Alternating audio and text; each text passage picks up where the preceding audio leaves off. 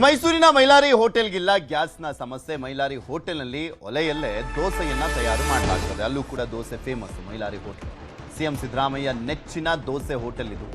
Most ಎಲ್ಲ ದೊಡ್ಡ ದೊಡ್ಡವರು ಕೂಡ ಅಲ್ಲಿ ದೋಸೆಯನ್ನ ಸವಿದಿದ್ದಾರೆ, ಹೋಗ್ತಾ ಇರ್ತಾರೆ ಕೂಡ. ಆದರೆ ಗ್ರಾಹಕರು ಬರದೆ ವ್ಯಾಪಾರ ಡಲ್ ಹೊಡಿತಾ ಇದೆಯಂತೆ. ಪ್ರವಾಸಿಗರು ಬರೋದಿರೋಕ್ಕೆ ವ್ಯಾಪಾರ ಡಲ್ ಆಗಿದೆ. ಪ್ರವಾಸಿಗರು ಹೋಗ್ತಾ ಇಲ್ಲ ಜಾಸ್ತಿ, ಆ ಕಾರಣಕ್ಕೋಸ್ಕರ ವ್ಯಾಪಾರ ಡಲ್ ಆಗಿದೆ ಅಂತ ಮಾತನಾಡಿದ್ದಾರೆ.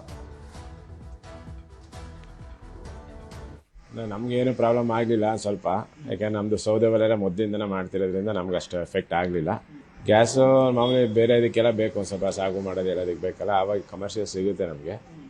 ಮಾಮೂಲಿ ಬುಕ್ ಮಾಡ್ತೀವಿ, ಸಿಗ್ತಿತ್ತು, ಅಂತ ತೊಂದರೆ ಏನು ಆಗಲಿ. ಈಗ ನಮಗೇನು ಅಷ್ಟೇನು ಅನ್ನಿಸ್ಲಿಲ್ಲ, ಆದರೆ ಜನಗಳಿಗೆ ತುಂಬ ತೊಂದರೆ ಆಗಿದೆ. ಅದರಿಂದ ಸ್ವಲ್ಪ ನಮ್ಮ ವ್ಯಾಪಾರಕ್ಕೂ ಸ್ವಲ್ಪ ಒಂದು 20% ಸ್ವಲ್ಪ ಬಿದ್ದಿದೆ. ಸ್ವಲ್ಪ ಕಮ್ಮಿ ಆಗಿದೆ. ಇನ್ನು ಟೂರಿಸ್ಟ್ ಎಲ್ಲ ಸ್ವಲ್ಪ ಹೆದರಿಕೆ ಇನ್ನೂ ಬರ್ತಾ ಇಲ್ಲ.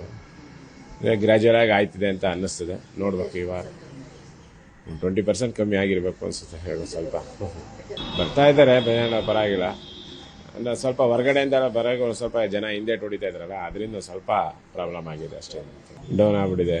ಎಲ್ಲ ಚೆನ್ನಾಗಿದ್ರೇ ಪ್ರವಾಸೋದ್ಯಮನ ಮೇಯ್ನ್. ಮೈಸೂರಿಗೆ ಜೀವ ಇರೋದೇ ಟೂರಿಸ್ಟಿಂದ ಮೈಸೂರಲ್ಲಿ ಏನು ವ್ಯಾಪಾರ ನಡೆಯಲ್ಲ, ಏನು ನಡೆಯಲ್ಲ. ಟೂರಿಸ್ಟ್ ಇರಬೇಕು. ಟೂರಿಸ್ಟ್ ಬರೋ ತನಕ ಸ್ವಲ್ಪ ಎಲ್ಲರಿಗೂ ಪ್ರಾಬ್ಲಮ್, ನಮಗೂ ಅಂತ ಪ್ರಾಬ್ಲಮ್, ಎಲ್ಲರಿಗೂ ಪ್ರಾಬ್ಲಮ್ ಇದೆ. ಸುಮಾರು ಮುಚ್ಚಿಕೊಂಡಿದೆ ಅಂತ ಎಲ್ಲ ಕೇಳ್ಪಟ್ಟಿದ್ದೀನಿ. ಸುಮಾರು ಎಲ್ಲ ಹೋಟ್ಲುಗಳೆಲ್ಲ ಹಿಂಗೆ ಗ್ಯಾಸ್ ಪ್ರಾಬ್ಲಮ್ಮು.